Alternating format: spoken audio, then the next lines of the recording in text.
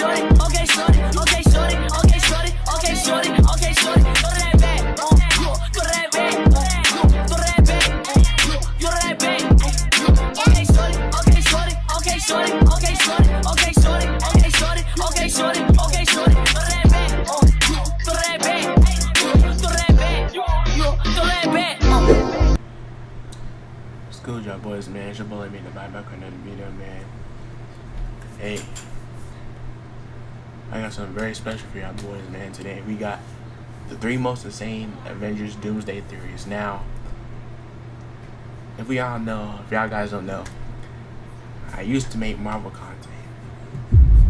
Yes, your boy LAMadeDaviae used to make Marvel content, bro. I used to do skits, reactions, recreating scenes from the movies.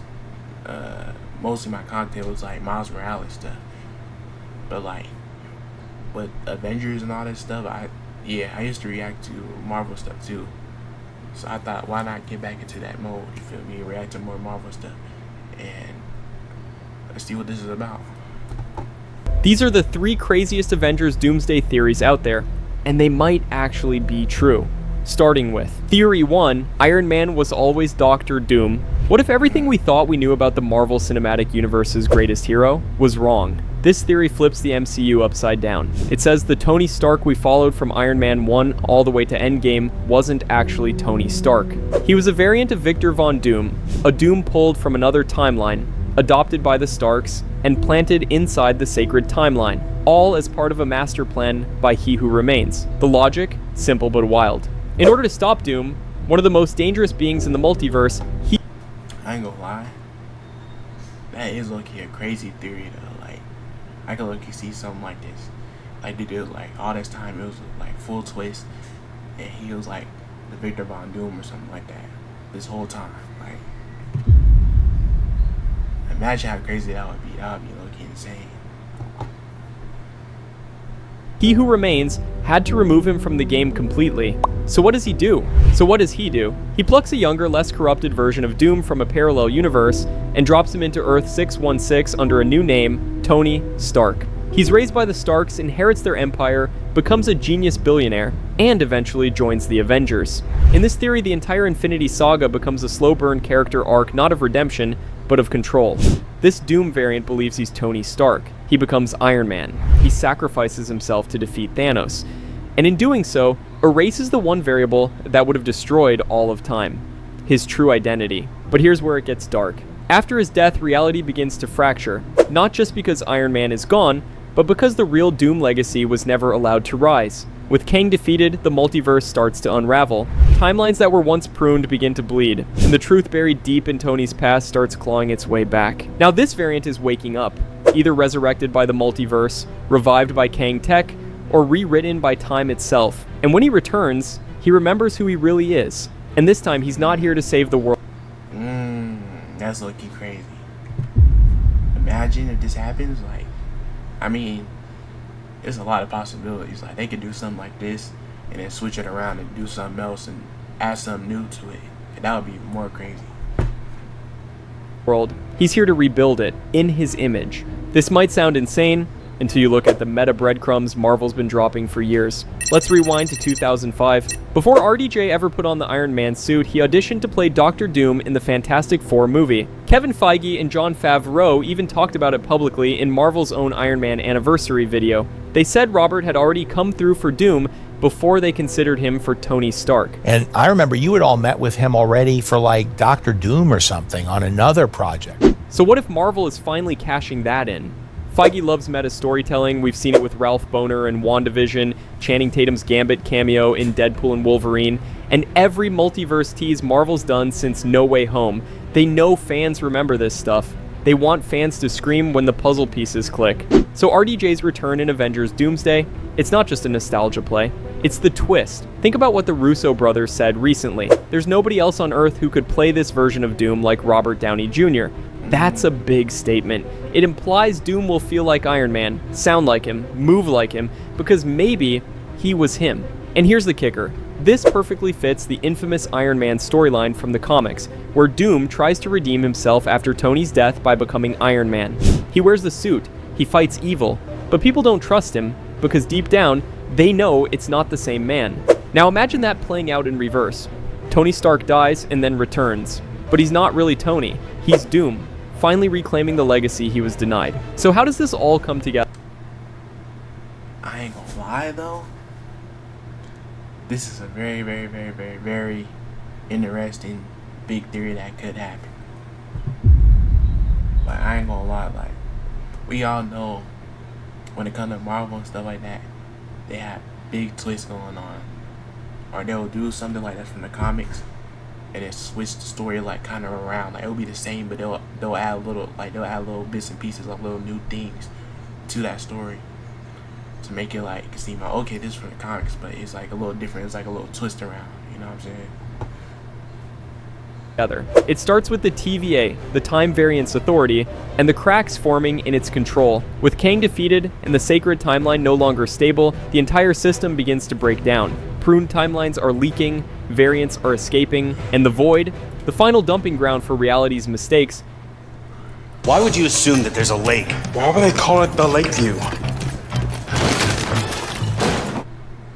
I want to invite you to a free trading and investing workshop right here in Irvine that will is becoming active again. And this is where Doom comes in. Now fully awakened to his true identity, Doom realizes that his rise was stolen. The TVA didn't just erase bad timelines, they erased him. They replaced him with a puppet. They gave his face, his future, and his arc to another man, the Iron Man. And now that everything's collapsing, Doom wants it back. He infiltrates the TVA. Maybe he hacks their tech. Maybe he corrupts the remaining hunters. Or maybe he just walks straight through their broken gates, powered by a mix of Kang's technology and his own dark sorcery. His goal? Not revenge, not domination. He wants to restore his place in the multiverse, and to do that, he sets his sights on the Void and the Citadel at the end of time. That's where Loki currently sits, literally holding the multiverse together. He's the only thing standing between total collapse and structured reality. And Doom plans to take that throne. If Theory 1 is true and Tony Stark was secretly a Doom variant, then his death in Endgame didn't just end a saga, it broke the multiverse. Which leads us to Theory 2. Let's start with that 14 million futures scene again. We're told that Strange is just watching, that he's scanning the outcomes trying to find the one where they win. But we never really understood what watching meant. Is he just a passive observer?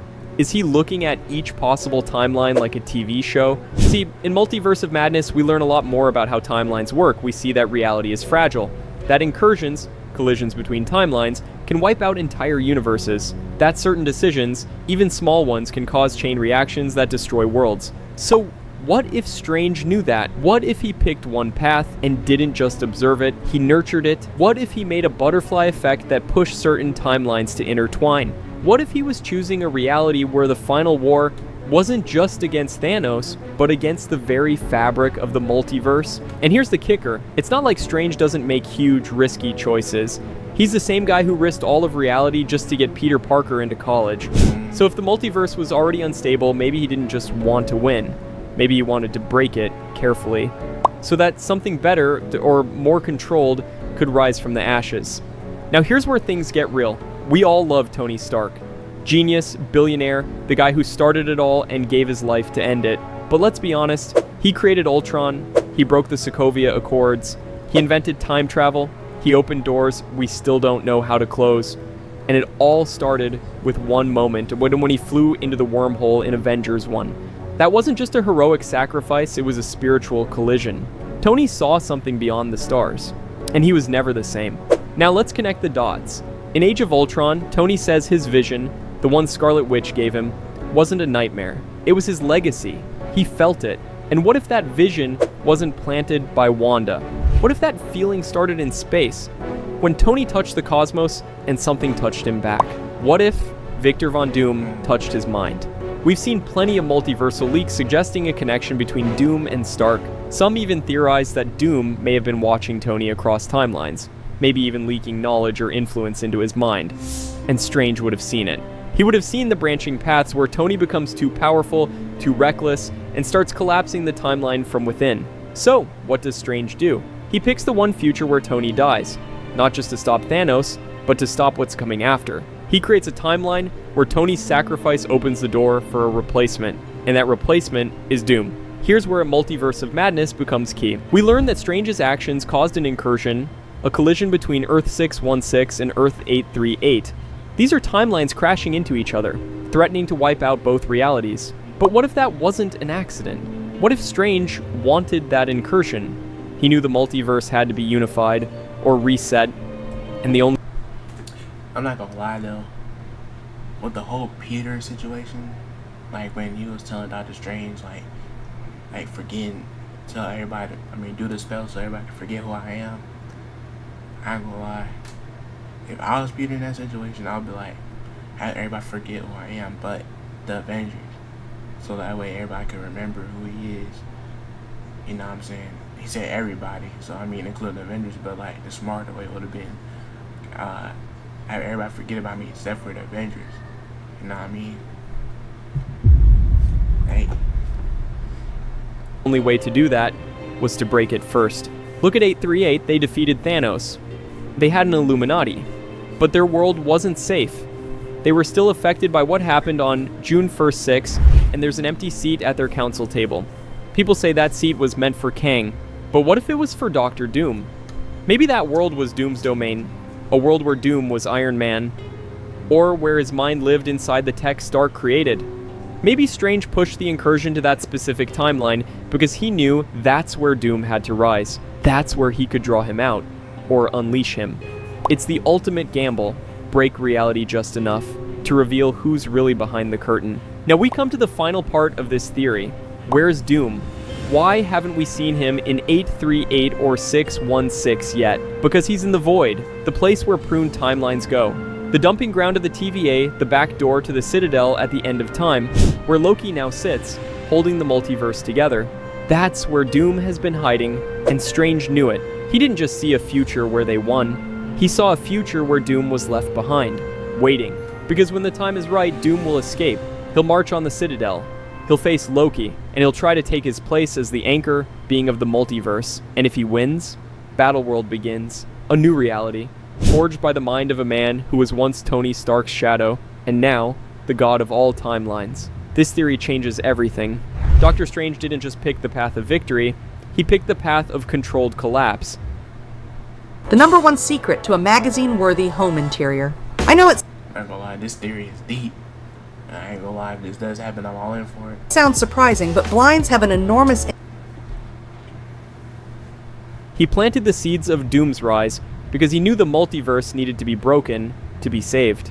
And now, we're watching it all unfold. If you've made it this far, let me know in the comments, was Strange right to do this? Or did he just cause the biggest disaster the MCU has ever seen? Hit that like button, subscribe for more Marvel madness, and remember, there was only one way. I'm not gonna lie though, Strange probably did have a part in it though, from all the stuff that been going on with his side. And this was it. So if Strange built the timeline, what if Doom's already in it, hiding in plain sight as Tony Stark? This is Theory 3, the Doom Imposter. Let's be clear, Robert Downey Jr. is returning in Avengers Doomsday. But what if he's not just playing a Tony Stark variant? What if he's playing Dr. Doom, pretending to be Tony Stark? Not a variant, not a copy, but the actual corpse of Tony Stark resurrected and hijacked. Here's how. In Multiverse of Madness, Wanda Maximoff introduced the concept of dreamwalking, projecting your consciousness into another version of yourself across the multiverse. At the end of that film, Wanda destroyed every version of the Darkhold, the book that enabled dreamwalking. But let's be real, that doesn't mean dreamwalking is gone. It just means it's harder. Dr. Doom is not just a sorcerer. He's a scientific genius and one of the most dangerous mystics in the Marvel Universe. In the comics, he's literally been Sorcerer Supreme. If anyone could find a backdoor into dreamwalking without the Darkhold, it's Doom. So here's the theory. Dr. Doom finds a way to dreamwalk into Tony Stark's dead body at the moment of his death in Endgame. He possesses it, revives it, and uses it to return to the sacred timeline as Tony Stark. This is straight out of the Reverse Flash playbook. In The Flash, Reverse Flash killed Harrison Wells and impersonated him for years. manipulating Barry from inside the team. Doom's pulling the same move here, except on a cosmic scale. He walks into the Avengers' lives wearing Tony Stark's face, literally. Same voice, same personality, same memories. And they believe it because they want to. They need to believe it. After losing Tony in Endgame, seeing him alive again would break them emotionally. Peter Parker would be devastated. Rhodey would hesitate. Strange might suspect something, but no one would be ready for the truth. I'm not gonna lie. That would be crazy.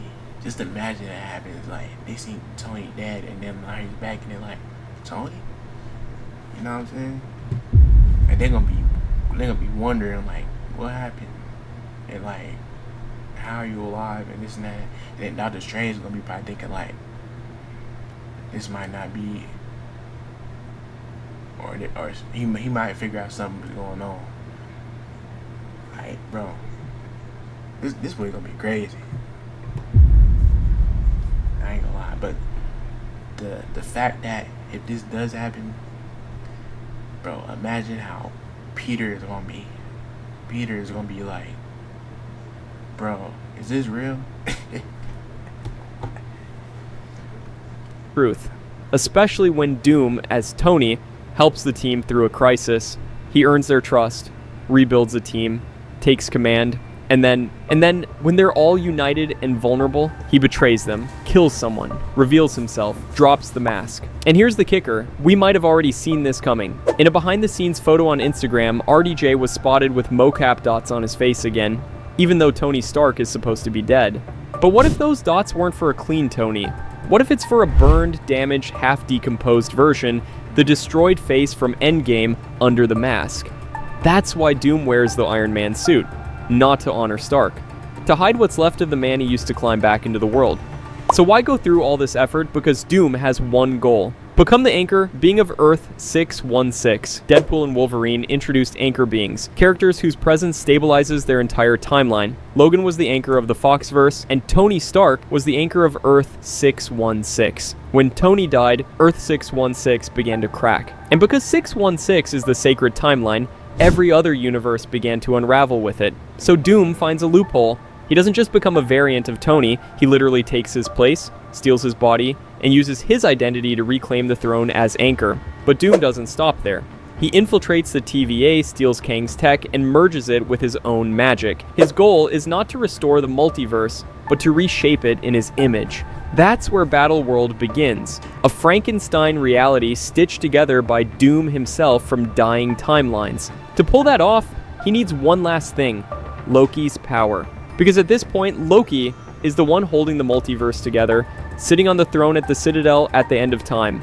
And Doom wants that throne. A cosmic race across the timelines begins. The multiverse collapses in real time, realities fold into each other, dead worlds leak into living ones, cities vanish mid-sentence, stars explode into oblivion. The Avengers, reassembled in chaos, Sam Wilson, Strange, Bruce, Captain Marvel. The Thunderbolts, unleashed with full government backing, Red Guardian, Yelena, US Agent. The Fantastic Four, racing through the wreckage of dimensions in their multiversal ship. The X-Men of Earth 10,005 fighting. Not for redemption, but for survival, because their world is already dying. Each team has a reason to stop Doom. As they race through time fractures and collapsing timelines, their goal becomes clear. Reach Loki before Doom does. Because whoever reaches the throne first decides the fate of the multiverse.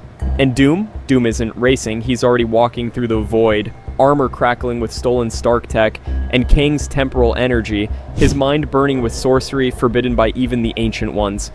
Every step warps time. Every breath erases possibilities. He doesn't need to run. Bro, this is wild. Alright, what he's saying right here might actually be in the movie. Like, just imagine seeing all this in live action. And I guess that the Avengers and X-Men become a team with the Thunderbolts, and the Fantastic Four comes in too. Or maybe they come in as Secret Wars, I don't know. No, Doomsday, they in Doomsday. So I'm thinking like each person is in their own team. Like the X-Men is their team, Fantastic Four is their team, and Thunderbolts team. Avengers have their team, and then they all go and see who could reach Loki, I guess, before Doom does, is like insane. And they all gotta go their separate ways, and different things have universes maybe or something. That would be a W plot. I ain't gonna lie, that's a W plot right there. If that happens, that's a W plot. Like, real talk.